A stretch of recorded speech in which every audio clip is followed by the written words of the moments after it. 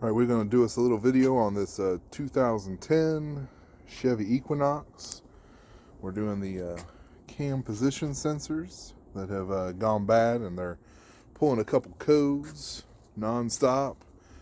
Mainly started after I took it off of Eco Drive, and this thing's got about 140,000 miles on it, so it was throwing the codes a little bit, and I'd clear them, and then it just became more and more of a problem. So we got to take the air intake off, which 8mm here, 8mm down here, take the band off. Then we've got to take the cap off, unhook this before we pull this out so we don't break it. And there's two grommets back here you just kind of pull up so you don't break them. And then we got to pop this cover off, and they should be right in here. And they're held in by 10mm bolts. We got to take those out, and they're color coded. One's gray and one's black, so you got to put them back in the same spot, because one's the out and one's the in. And this should be a quick, maybe 10-minute job with the right tools. I prefer to use a 8mm swivel, easier to get into those tight spots, and then a 10mm swivel for taking these bolts off.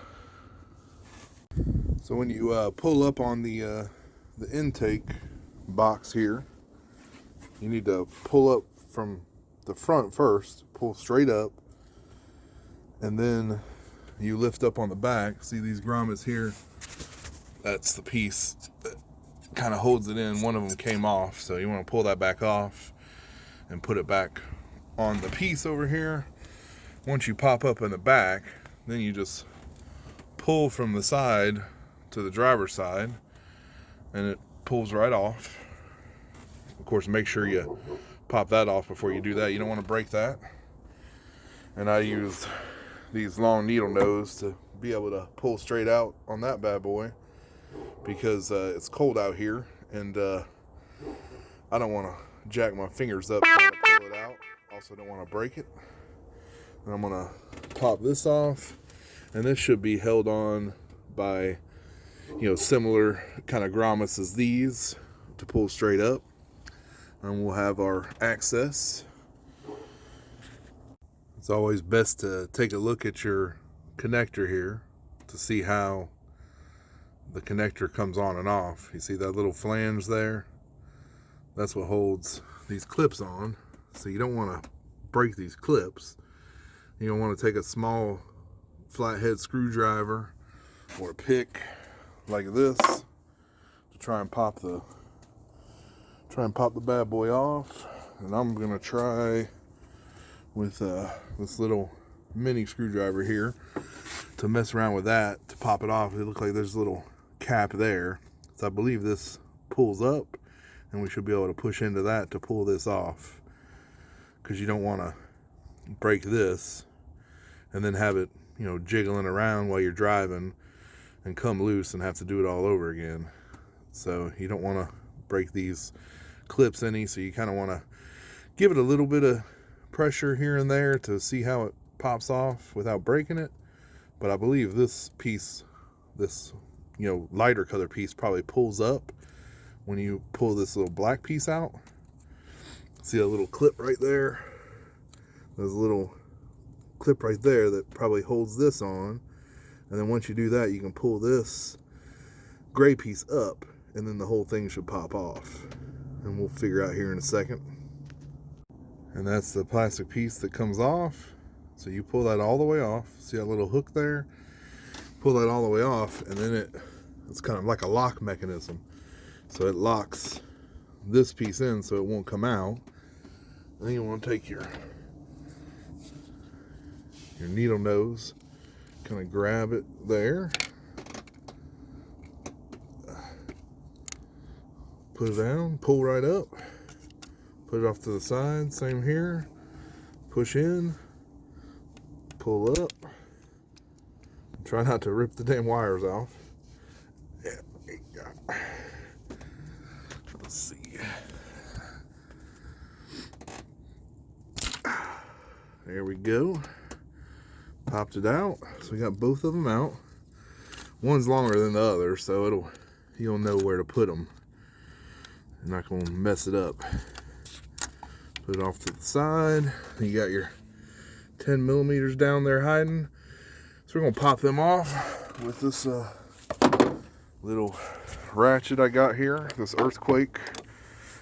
And I was a tool dealer for a long time, and I've spent a lot more money on little battery ratchets, but this thing is pretty dang strong for the price. Little 12 volt lithium ion. I was pretty impressed with it for a ton less than the cost of most other items like from the tool truck. Or I really want to get a Milwaukee, but don't have any Milwaukee batteries and other items, so unfortunately most of my stuff is made by DeWalt, and they don't really make a good battery ratchet yet. So we're gonna put our 10 millimeter on here. This is a 3/8 drive ratchet, but I just put a 3/8 to 1/4 inch adapter. I'm gonna put my extension on there and put my little wobble socket. We'll stick it in there. Make sure it's on there good. Pop them out.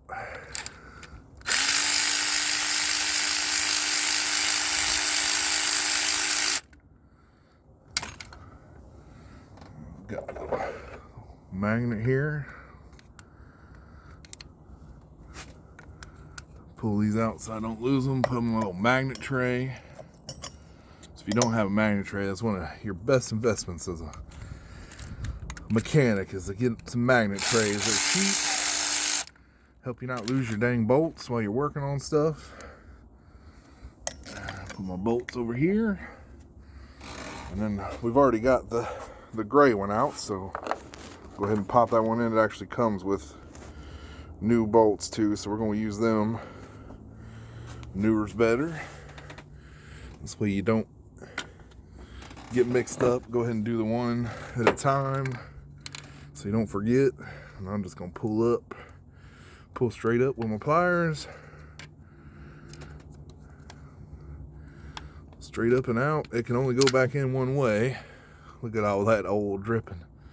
Look at all. So I would assume that these things just get caked up with oil and they just don't work like they used to. Put that off to the side.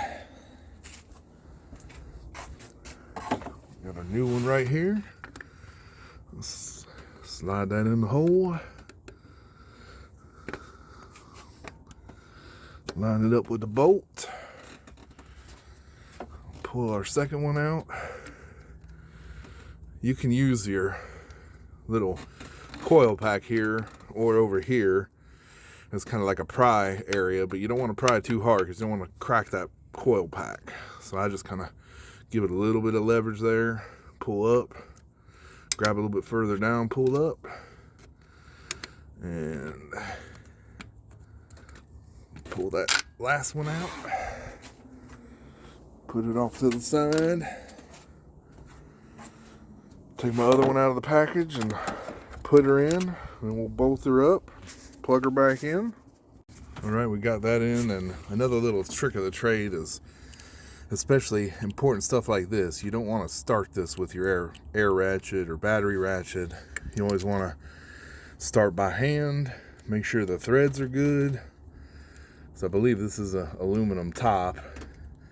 You don't want to thread it wrong and then have to send it with a bunch of ooga-doogas and pray. So you just hand start them all. Make sure you got them hand started. And take your little 1/4 inch ratchet. I always use 1/4 inch ratchets for, sensitive items like sensors. Because 3/8 will oftentimes be too much pressure, too much torque. You just tighten it down, just give it a nice little snug tight. You don't want to over tighten it. want to crack anything. Get them down nice and snug.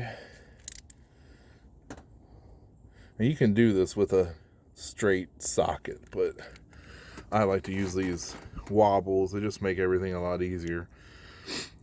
So I got it nice and snug now. We're going to put our adapters back on, our plugs, plug it in, hear it snap. Take your plastic piece, put it back over the top and just press down, it'll snap in. You know you're good, just kind of give it a little wiggle. Put your other one in. You want to do this one first because it makes it harder to do that one if you do this one first. Put that one in, grab our little adapter, little lock, push the lock back down. And these bad boys, you definitely want to be gentle with them, pulling them out, especially 10, 12-year-old vehicle. They get brittle with age. If you pry too much, it'll just break, and then you're kind of up shit's creek. Let's see how they kind of work there. You got to pull that gray piece out, and then you got access to push down and pull out. So we got our stuff back in. So we got our extra bolts, because the other one came with bolts. So, but this is also a real good tool. It's made by Steck. I use this a lot for clips and, you know, items like this to pop out. You can kind of grab it around here and pull up while you're pushing that black thing out to pull this out. Or, you know, I did utilize these needle nose a little bit. I didn't actually need to use the clip tool because it was easy to do it with this little tiny itty bitty titty committee flathead screwdriver. And now we're just gonna make sure this piece is back on here good. It's gotta kind of squeeze it in, push it in, kind of turn it and push, and it'll go back into place.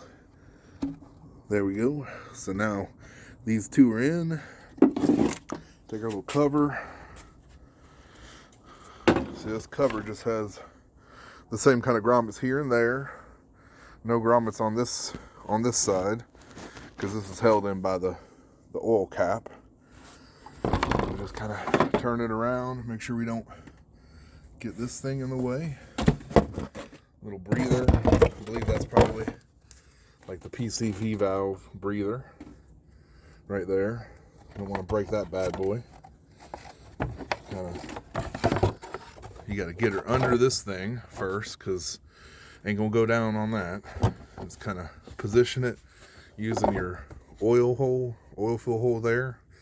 You know you're good. Get it in, push it down in both places, and then figure out where the hell you put your oil cap. Put it over here like a smart person next to my oil tray. Oil cap back on. All in all, this is like really a 10-minute job. It would have been less than 10 minutes if I wasn't recording. Grab your intake here.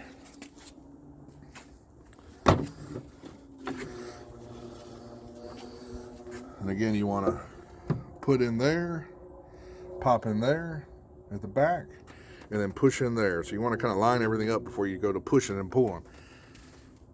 All right, I got her in. Once we got it in here, and then we lined this bottom one up and pushed it down, then we know everything's in place. And then we push down here to get those grommets in.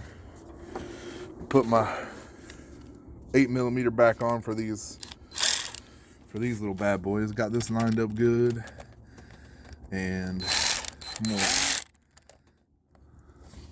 tighten this thing down where it's pretty tight, and then I'll hand tighten it with my hand ratchet. Get that one there.